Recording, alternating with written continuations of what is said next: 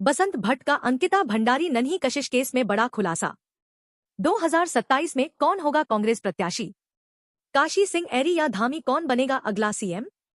जैन जी का क्या होगा असर? जानिए वायरल वीडियो में। हमारे साथ हैं उत्तराखंड राज्य निर्माण सेनानी संगठन के केंद्रीय महामंत्री बसंत भट्ट जी, जो राज्य आंदोलनकारी भी हैं, वरिष्ठ पत्रकार हैं, हिमालय मस्तक फाउंडेशन के अध्यक्ष हैं। हम उनसे आज पिथौरागढ़ की राजनीति के बारे में चर्चा करेंगे। जी नमस्कार। नमस्कार। उनसे हमारा पहला प्रश्न है कि पिथौरागढ़ विधानसभा सीट से कांग्रेस विधायक मयूख महर फिर से सक्रिय हो गए हैं। पहले वह कहते थे कि कांग्रेस में दोबारा नहीं जाऊंगा, अब फिर से कांग्रेस के कार्यक्रमों में सम्मिलित होने लगे हैं। आपको क्या लगता है, क्या वह 2027 के चुनाव में फिर ताल ठोकेंगे या ऋषेंद्र महर या किसी और को आगे करेंगे? उत्तराखंड राज्य निर्माण हुए लगभग 25 वर्ष हो गए हैं। समस्त उत्तराखंड के लोगों की जो जनभावनाएं थी 25 वर्ष में कि उत्तराखंड में रोजगार के लिए बाहर नहीं जाना पड़ेगा, परंतु आज उत्तराखंड राज्य निर्माण का सही अर्थों में उतना लाभ नहीं हो पा रहा है। भले ही महिलाओं, कर्मचारियों, उत्तराखंड राज्य निर्माण में संघर्ष करने वालों, युवाओं, छात्र नेताओं तथा समस्त लोगों के प्रयास से उत्तराखंड राज्य हमें मिल चुका है, परंतु हमारी जो सरकारें विभिन्न राजनीतिक दलों की आई, उसका अभी तक जनभावनाओं के अनुसार पालन नहीं हो सका। यह दुर्भाग्य का विषय है। जबकि उत्तराखंड में हमारे पहाड़ी मूल के उत्तराखंड के मुख्यमंत्री भी बने हैं, वर्तमान में भी हैं, हमारे जनपद के मुख्यमंत्री हैं, परंतु दुर्भाग्य है पिथौरागढ़ हो अथवा उत्तराखंड के विभिन्न क्षेत्र जनभावनाओं के अनुसार कार्य नहीं हो पा रहा है। आपने पिथौरागढ़ विधानसभा के बारे में आदरणीय मयूख महर जी के बारे में पूछा था। मयूख महर एक निस्वार्थ प्रवृत्ति के व्यक्ति माने जाते हैं।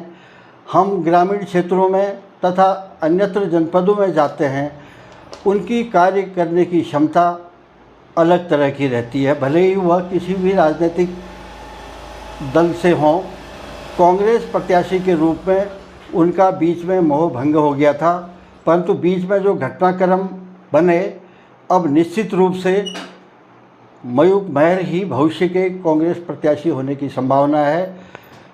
जानकारी के अनुसार ऋषेंद्र महर जी इस बार प्रत्याशी नहीं होंगे। महेंद्र सिंह लुंठी तथा अन्य कोई प्रत्याशी कांग्रेस के बन सकते थे, परंतु बीच में कोई घटनाक्रम हुए जिस कारण संभावनाएं बदल गई हैं। इसलिए भाजपा के या तथा अन्य राजनीतिक दलों के लोग भी यह बात करते हैं कि मयूख महर ही प्रत्याशी होंगे। उनकी ग्रामीण क्षेत्र में पकड़ भी मजबूत है, वह एक सबल प्रत्याशी पिथौरागढ़ के होंगे। विधायक मयूख महर का कहना है कि भाजपा कांग्रेस द्वारा किए गए विकास कार्यों का श्रेय ले रही है, क्या कहेंगे?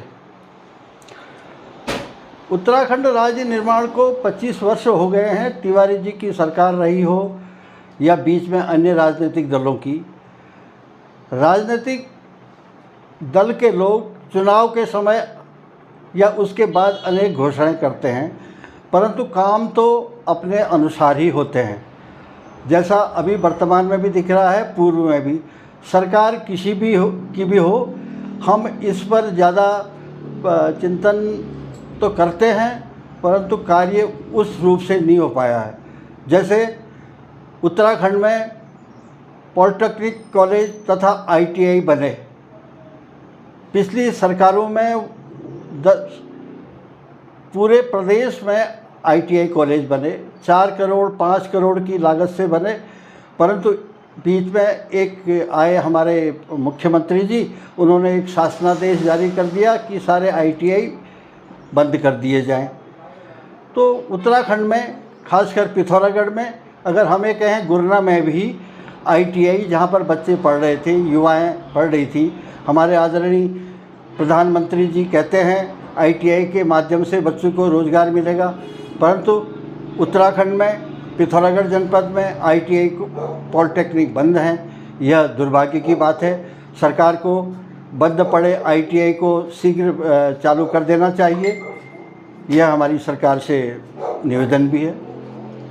काशी सिंह एरी को यूकेडी ने 2027 के चुनाव में मुख्यमंत्री का चेहरा घोषित किया है और पिथौरागढ़ विधानसभा चुनाव में उन्होंने सबसे पहले अपना चुनाव प्रचार की शुरुआत कर दी है। उनका कहना है कि भाजपा कांग्रेस को बार बार जिताकर जनता परेशान हो चुकी है। अब जनता ने यूकेडी को सत्ता में बैठाने का मन बना लिया है। क्या कहेंगे?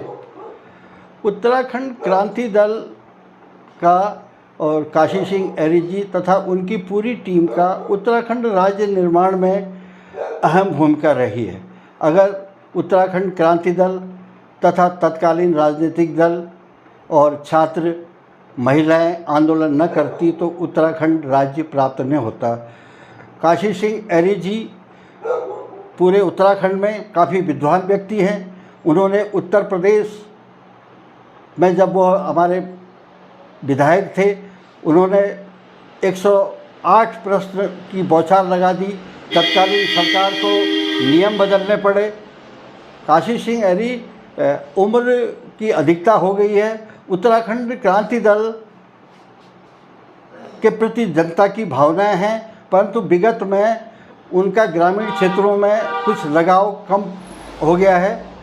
काशी सिंह एरी निश्चित रूप से मुख्यमंत्री के रूप में सक्षम हो सकते थे, परंतु वर्तमान में राजनीतिक स्थितियां बदल गई हैं।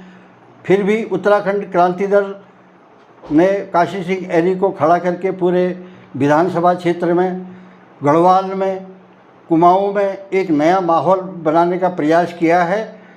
मुख्यमंत्री नहीं, कुछ सीट अगर सफलतापूर्वक प्राप्त कर देंगे तो यह किसी राजनीतिक दल में समझौता करके सरकार बनाने में योगदान देंगे तथा अपनी विचारधारा के अनुसार उत्तराखंड में कुछ काम कर सकेंगे। सांसद अजय टम्टा के कार्यकाल की कौन कौन सी उपलब्धियां आप देखते हैं? सांसद अजय टम्टा जी सरल स्वभाव के धनी हैं।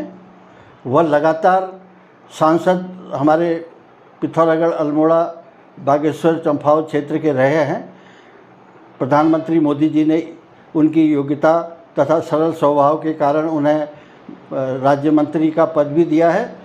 वह जनता से भी मिलते हैं और यथासंभव राजमार्ग में जो प्रयास होना चाहिए अभी अपने स्तर से प्रयास कर रहे हैं, तो उनके सरल स्वभाव की जनता हमेशा तारीफ करती है। क्या युवाओं का मोदी सरकार से मोह भंग हो रहा है?